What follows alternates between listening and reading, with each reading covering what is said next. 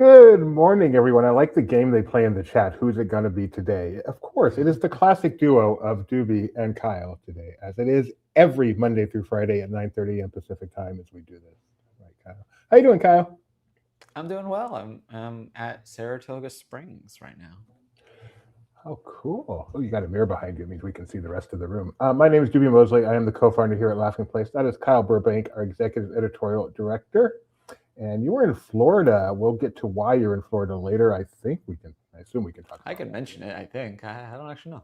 Hey, you don't actually know if you can mention it. You actually know why you're in I Florida. don't actually know if I can mention it. Okay, then we won't. We won't take a chance. We have a special guest today, which who we'll get to very shortly. Let us go ahead and do our normal start, and then we'll bring on our special guest. Okay.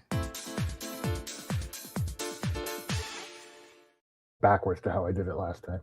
All right, Doobie's not ready. Let me share my screen here. We're taking a look at the Disney stock price as we do every day around this time.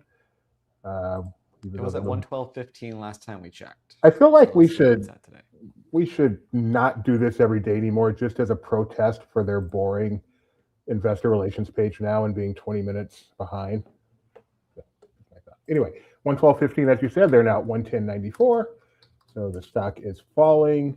You guys need to spend more money at Disney. We are going to help you do that right now. We are happy to bring on our guest today, the one and only. We've had her here before. We'll have her here again. She's now our regular occasional contributor here at the Disney Morning Show, and that is Becky Menken from Mouse Fan Travel / MEI Travel.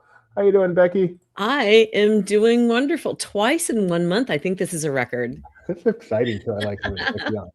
For many reasons, I like having Becky on. Look, we're not the only ones. Becky, yay. Well, hello.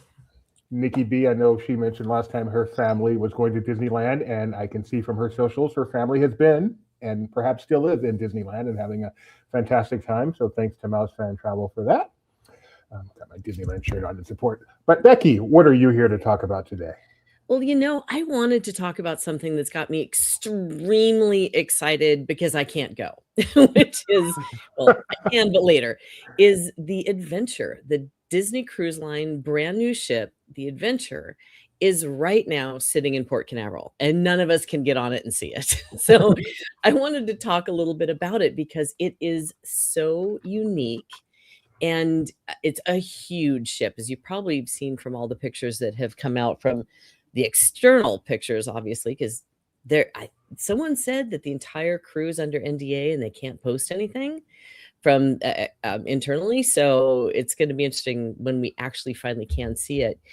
But something that a lot of people don't understand is just how big this sucker is. And it's the global class, or so they are saying right now, which is about 208,000 gross tonnage. And the gross tonnage measures the actual internal volume of all the enclosed spaces. So everything inside the hull, the superstructure, the places that you are, the engine room. Think of it as like a building with square footage, right? So in comparison, the Magic class, which is the Magic and Wonder, we're only 84,000 gross tonnage. So compare that to 208, it's definitely more than twice the size. The Dream class was 129, and even the Wish class that we thought, "Oh my gosh, this is a huge ship," was only 144.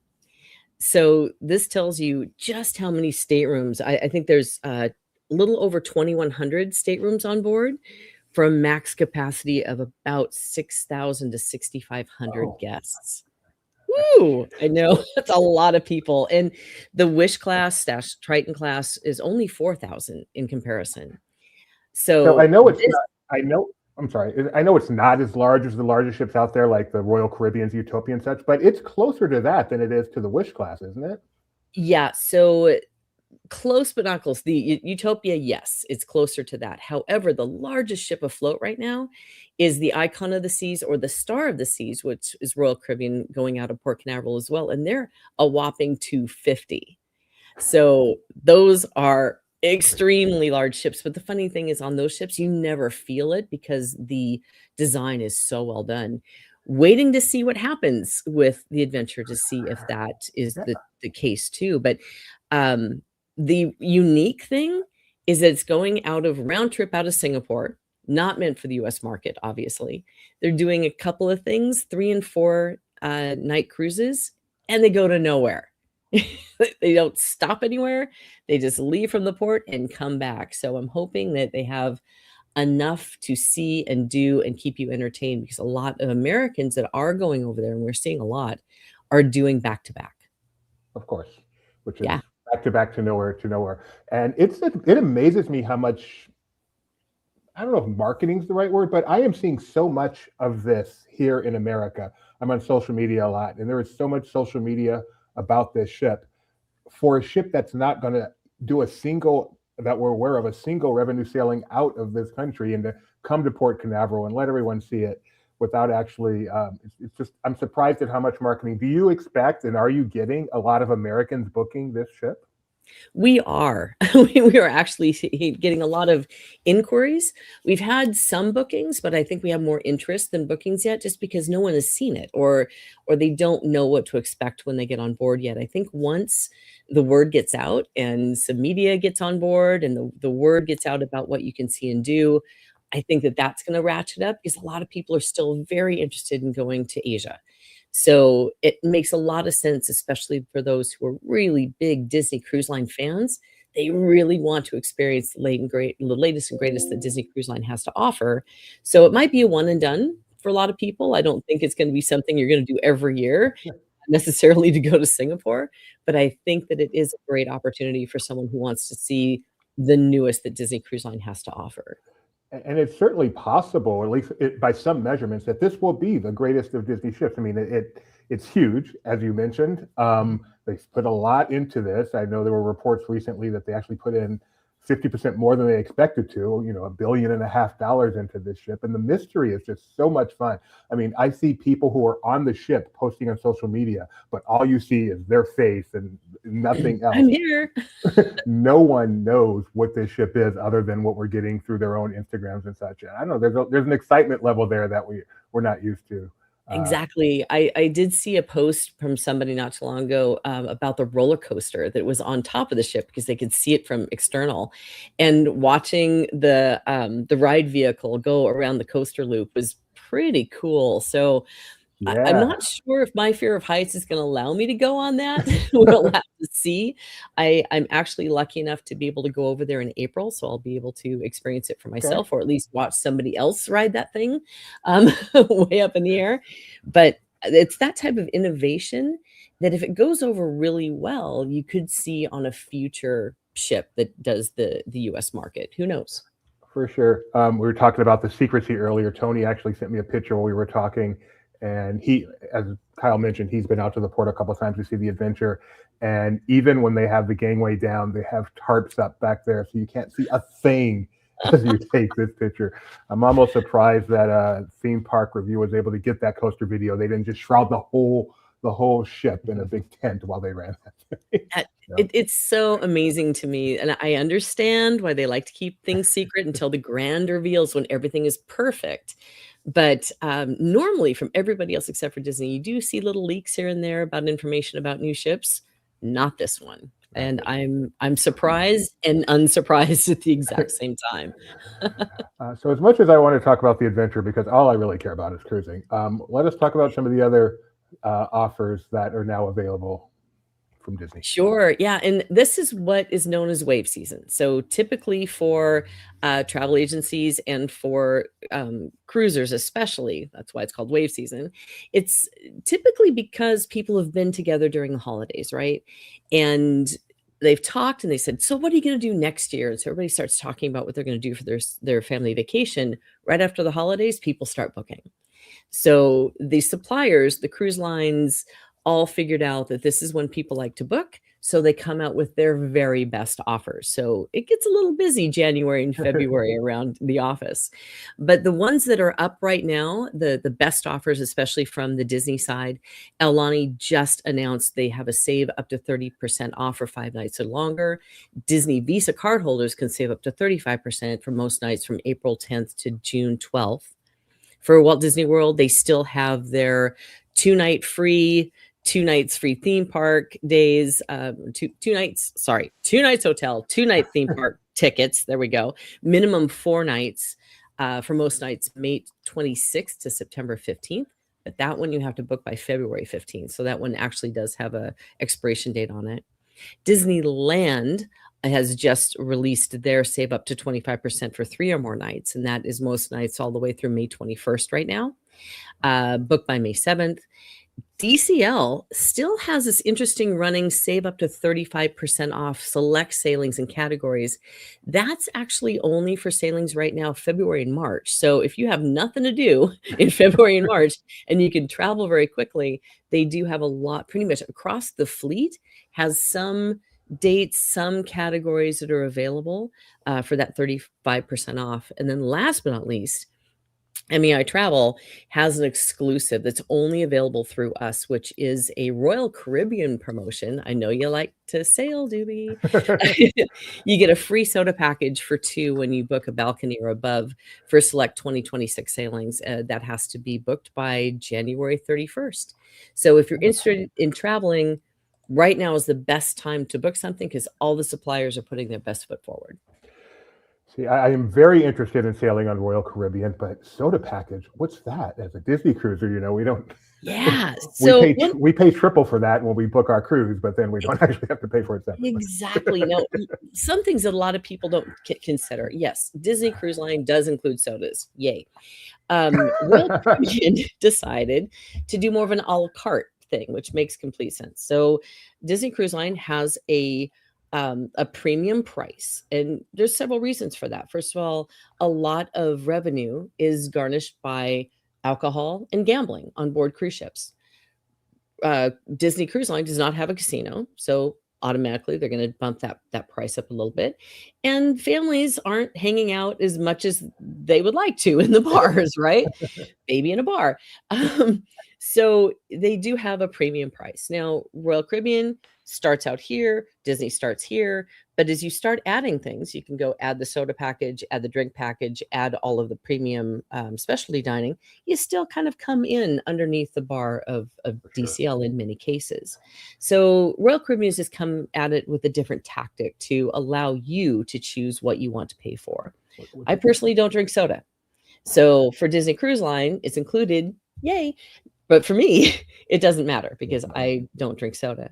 So I think it's actually a really good approach that allows people to pick and choose what they want to add on their vacation and what doesn't matter to them. For sure. And if you as you mentioned, if you compare the price of Disney to Royal, even after adding all this stuff up, you're going to be amazed at how much Disney cruising costs. And yet people love it. I love it.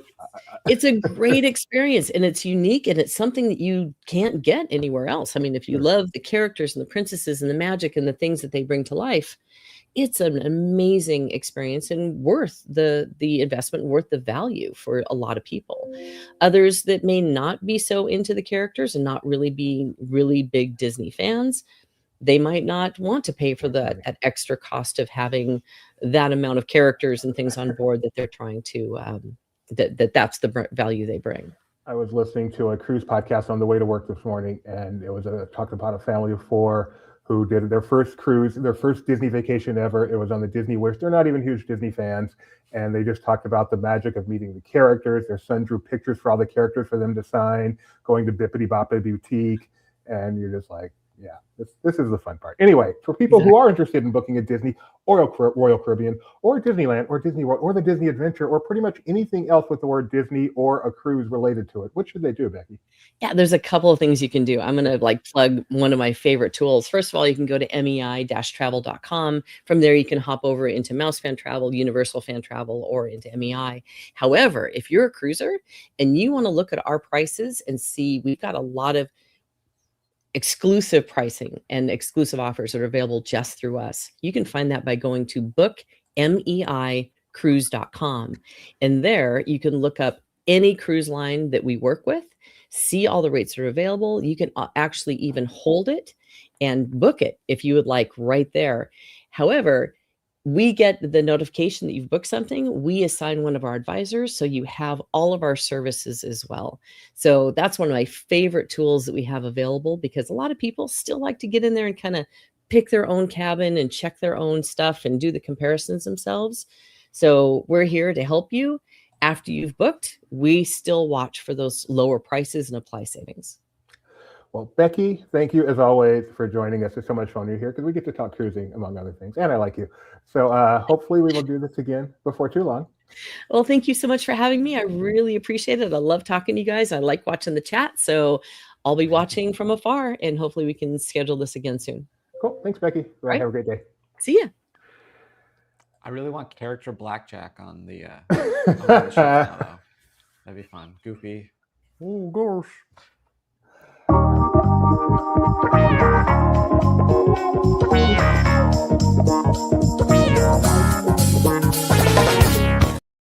I mean, that's really not the worst idea ever, Kyle. It's pretty bad. Right. Over at Disneyland and Star Wars Galaxy's Edge, we have learned that they are actually going to be closing Oga's Cantina indefinitely. Not really. They are closing it for at least 6 weeks, leading up to the April 29th timeline change for Disneyland Star Wars Galaxy's Edge. That's been discussed. The only announced change for Oga so far is the patrons will be able to hear the iconic Cantina Band track from the original Star Wars. But given this extensive closure, maybe we'll get something else. The backstory we do know is Oga Guerra will still run the cantina, but the proprietor will now be relatively new to the Black Spire Outpost in the expanded timeline that's coming, and yet to take control of the Batuu Underworld, and they are as yet to take control of the Batuu Underworld as the local crime boss, according to the revised backstory. This originally was scheduled for a 5-day refurbishment, so this is now longer, and this starts today, January 20th, I believe. And as you also may recall, Rise of the Resistance is also going to be closing starting today indefinitely. For that one, it truly is indefinitely, but that does not mean indefinitely. It just means we don't have a closing date yet. I mean, a reopening date yet. It will be back. Correct. For sure. Well, we got some news this morning regarding the 2026 Wine and Dine Half Marathon Weekend, perhaps the most popular race at Walt Disney World, I'd reckon. And they've given us the themes for the different races. This year, the 5K will be themed to the Aristocats. The 10K will be the 3 Caballeros. And Mary Poppins will inspire the half marathon. As you can see, the little penguin running there. And then there'll be the Grumpy 2-course challenge. Registration for this opens February 3rd for Club Run Disney, and general registration will be February 10th. These do go very quickly, so if you want to do the Wine and Dine races, make sure you are ready at your computer and prepare yourself for frustration. Quite honestly. But speaking of Run Disney, Brooks running shoes, we saw some new ones debut with Walt Disney World Marathon Weekend, and now a few of them are available online. You do have to be a Brooks running member, but that's a free thing. You just have to give them your information. And when I went on the site this morning, it looks like the Chip and Dale model is the winner, because that one was sold out, mostly sold out, all sold out for women. Men, I think, had like the largest size, so Shaq can buy them, but about nobody else. And there's a few others, that we saw the Mickey ones. So some of them have a lot of sizes, some of them have very few sizes, but you can take a look on the Brooks running website. Next month, right? Yeah, we're still January. Next month, it's Black History Month. And PBS SoCal is debuting something that is pretty cool to celebrate. So they've announced that a new film directed by Disney legend Don Hahn will lead a curated slate of programming across Black History Month. The new film follows the groundbreaking career of Ron Husband, the first Black animator at the Walt Disney Animation Studios during Disney's renaissance of the 80s and 90s, which started with Little Mermaid, went through Tarzan, and excluded the rest of us down under. The film is called Huz Drawn to Life. It premieres February 12th at 9 p.m. on PBS SoCal. And as Tony would be mad at me if I didn't point out, yes, he is the first credited animator, but many Disney fans are aware of Floyd Norman as being groundbreaking Black person at the Disney Studios, but apparently was never credited as an animator. Artist, first Black artist versus first Black animator. There's a slight difference in title. Which I'm glad you brought that up, because I would have if you didn't. And Tony brought it up in his article, of course. And I am very happy Ron Husband. For some reason, the Disney community knows Floyd Norman very, very well. And so I don't think this is at all a slight to him. I just think it's very nice that Ron Husband is getting some recognition as well. So, Well, speaking of recognition, Zootopia is now being recognized as the highest grossing animated MPA film of all time. And I emphasize that MPA part of it because while the movie has made 1.703 billion globally, including 390 million domestic and 1.3 internationally. So it passed Inside Out 2. The Neza or whatever it is, that Chinese animated movie is still the actual winner if you go by their grosses, but because that is not part of the Motion Picture Association, they're pretending like it doesn't exist. It's a very weird situation. So, but either way, we now know that Zootopia is the highest animated movie ever released by Disney. Which is just Zootopia 2 is now a top 10 globally all time, number 9 last time I checked. Now the highest grossing animated film. This is huge. I did not see Zootopia 2 being this huge. For some reason, Zootopia to me is not in my zeitgeist as one of the huge franchises like a Frozen or something, but clearly I am wrong. Well, I mean, and China's a big part of it. Fair enough.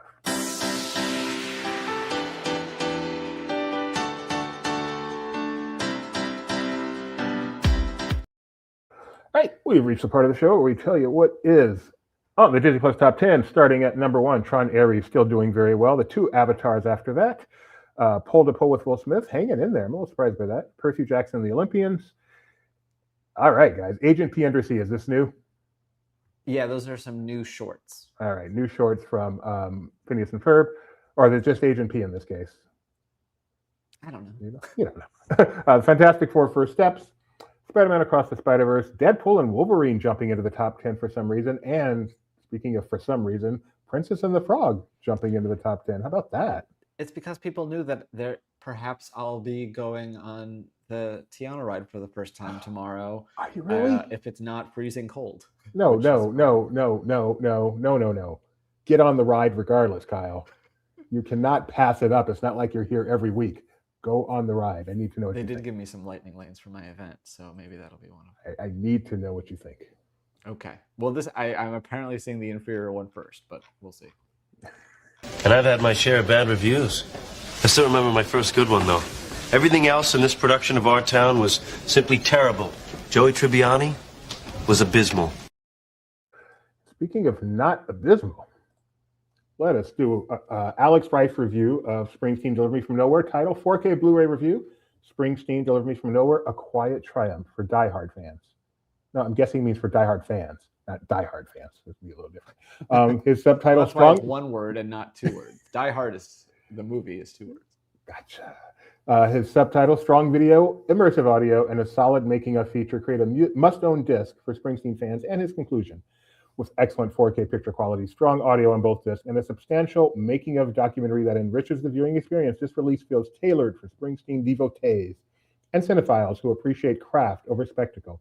It may not convert viewers looking for a more traditional crowd-pleasing music biopic, or biopic, depending on where you come from, but for those drawn to Bruce's most introspective work, this is a beautifully assembled package that does justice to the album and the artist behind it. Do you say biopic or biopic? It depends on my mood. Put it both ways. And the rest. Well, over in Shanghai, they are celebrating the Year of the Horse for Chinese New Year, and they have some special options, including several different feasts and dining packages that you can purchase here. Everything looks delicious, of course. But then, because it's the Year of the Horse, Bullseye will be meeting and greeting over in the Toy Story area. And some other characters will be emphasized. Yeah, lots of food first. There's Bullseye and the Zebros and the mayor from Zootopia 2. I don't think they're meeting, but they're just highlighting them in different places because they count as horses. And then, of course, the gang, Mickey and Friends, Duffy and Friends, and Pooh and Friends will all have special outfits for the occasion. So their Chinese New Year celebration will run from January 28th through March 3rd. Oh, the lines are going to be so huge. It's me. Actually, sorry, I forgot. This is outdated because we just got the announcement. Okay, then go. Yeah, so let me look it up, but they've officially announced Universal Orlando teased a Fast and Furious announcement, and now they've announced new coasters coming in 2027. It's a Fast and Furious coaster. Hollywood Drift is what it's called, even though it's going to be in Florida, and it's replacing Rip Ride, Rocket, whatever that coaster is. So you can check out Laughing Place for more details. So many rumors. So many rumors. I meant to check. My fault. So many rumors about what this would be, and it is.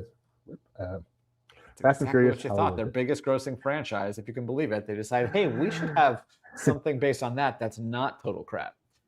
Like Contact says, why build one when we can build two at twice the price?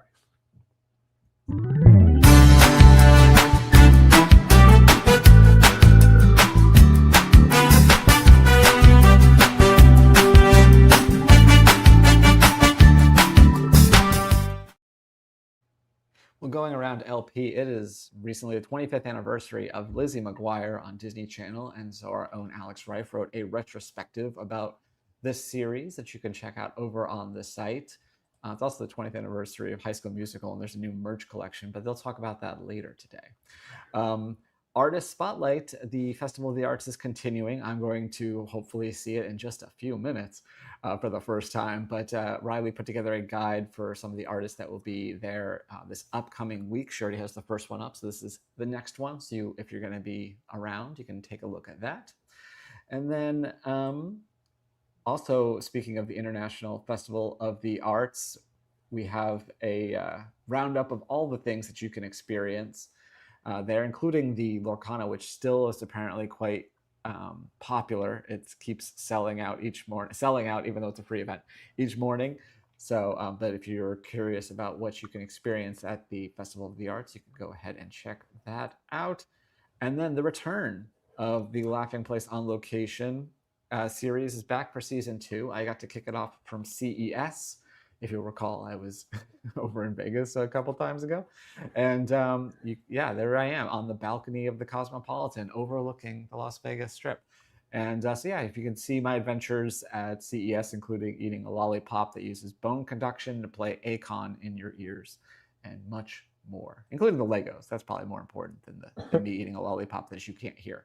But then lastly, we also have a brand new episode of the Laughing Place On Balance podcast, joined by our very special guest, Leslie Iwerks, which is Benji's interview with her. I didn't get to participate, but you can listen to that and then also hear Benji's take on Asad Ayaz getting his most recent promotion. And I talk about why, speaking of Epcot festivals, why Food and Wine is the most boring Epcot festival of them all. Wow. And lastly, on Around LP, DTL tonight. I just want to mention DTL tonight because we have a new system starting tonight. Yeah, we've had some technical problems the last couple of shows with our software. So rather than delve into a dying product, I decided let's just write something new. So LP Quiz, DTL software, all new tonight. Hopefully we don't have too many kinks in it.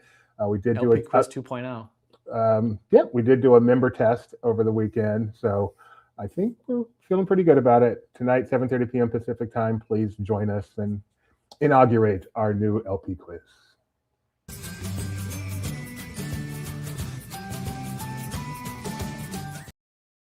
And this was mentioned by Becky, the fact that there is a video out there of the coaster testing on the Disney Adventures done by Theme Park Review, which is a very fun vlog site that I watch often, if I'm remembering the right one. No, I'm actually confusing this with a different site. Okay, I feel stupid now, so give me a second. I want to make sure I give the right credit. Nope, this is Theme Park Review, Rob Alvey's people. I know Rob Alvey. I like him too. I'm confusing. Anyway, this is Rob Alvey's site. He does a great job covering theme parks and coasters around the entire world, including this coaster right here. Which, this is on a cruise ship, a Disney cruise ship even. A Disney cruise ship even. You would do this, right, Kyle? Yeah, I think so. Yeah, I think there's so. No like inversions or anything. No, it's just the fear of going over the water. Some people have a problem with that. Yeah. What's the worst thing? I mean, if you're gonna fall, it's you're in the water. What's the worst that could happen? Do it in June, not January. You're fine. And that's the Disney Adventure. So exciting! I'll never see it. So exciting. All right, that's all I got.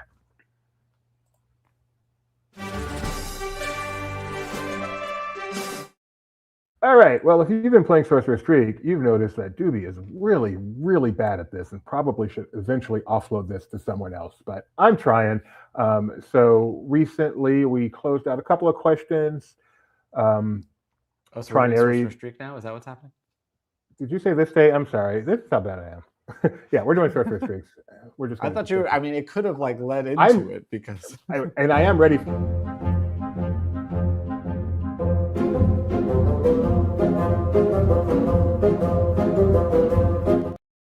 I'm so ready to follow my sword for my screw up with Sorcerer's Streak that I just didn't pitch. I am ready for this day. We will come back to that. But Sorcerer's Streak. Tron Aries was number one. Was that supposed to be today's question? I'm so confused. Yes, that is today's question. Usually you make that the thing when that's the question. So I didn't even notice. So let me grade that real quick. Tron Aries was number one on Tuesday. Yes. Okay. Settled. Yes. Done. Sorry for the delay. Okay. So Tron Aries number one. We just settled that one. The question for today was supposed to be a crowdsourced question because on this day in Disney history, in 2005, Disney announced River Country was not going to be reopening. And so I'm like, of the two remaining water parks, which is the best? And the choices I gave were Typhoon Lagoon and River Country, which is a mistake.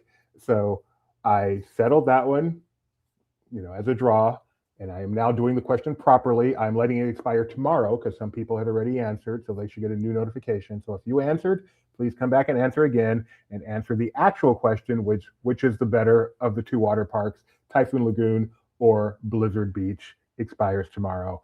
I'm an idiot. Let's take a quick look at the leaderboard where Unknown Platypus has taken the lead. Jeremy Parker has given up the lead, and Nikki B is tied for second, along with Luke. Very impressive. And Mean Gene Jamokli is in fifth place.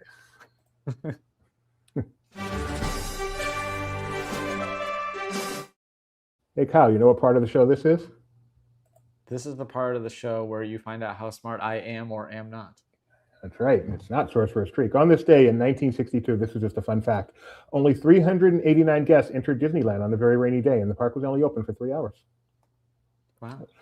This one is not one for you to guess, but it is one for you to answer. On this day in 1990, The Little Mermaid was edged out for a Golden Globe by Driving Miss Daisy. Who you got? Little Mermaid or Driving Miss Daisy as the better movie? I referenced Driving Miss Daisy yesterday because Tony was my chauffeur from the airport. But I mean, I've never seen Driving Miss Daisy, so I have to go with Little Mermaid. I reference Driving Miss Daisy way too often, and it is a great movie. All right. On this day in 2006, a Disney Channel original movie premiered with 7.7 million watching and went on to become just a phenomenon. High School Musical. You are correct. You said that with such confidence. I mentioned this earlier in the show. Okay. On this day in 2017, something returned to Disneyland. 2017? Was it the Food and Wine? No. Oh, Disneyland proper. Something worthy of mentioning. Worthy of mentioning? The DCA Food and Wine Festival returning is worthy. After a long hiatus, at least at Disneyland. Yeah.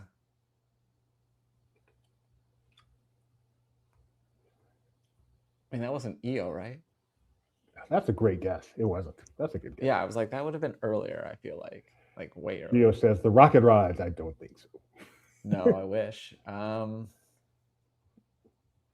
You wish? I wish that the Rock. I mean, I'll take anything up there, dude. Okay. It's just sitting there. So it left with huge fanfare and then came back very soon after to the resort, but not to Disneyland until now, 2017. Oh my goodness, the Main Street Electrical Parade. Oh, okay. Yeah, wow. Not even on my radar thinking about that for some reason. That's all I got. Okay. Well, that's the end of the show then. Let me do a refresh, see if anything broke while we were talking. Thanks again to Becky for coming on, and you can visit mousefantravel.com, or as she said, mei-travel.com if you have if you want to go somewhere that's not Disney. I don't know why you would, but you could. And her and her team can help you out with that. I'm not seeing anything yet. I think that's it. Tomorrow, All right. do we will be joined by a special guest. I will be joined by a special guest. I will be hosting, and it should be Tony, I think, helping me out. We'll also be having a walk and talk with Jeremiah in a little bit today, and then we should have Barely at 4 and DTL at 7:30. So it's a packed 4-show Tuesday. Have I ever hosted with Tony before? I don't know. I can't remember. I feel like you might have once, but I don't know. Anyway. Because there was something. I had you hosted with your wife, so I don't know if you hosted with Tony. I'm not sure it's hosted with Tony. Should be fun. Well, thanks for joining us. We'll be back tomorrow morning, 9:30 a.m. As Kyle said, we've got a full slate out there for you this week. So like, subscribe, ring the bell, and we'll see you next time. Bye, everybody. Bye.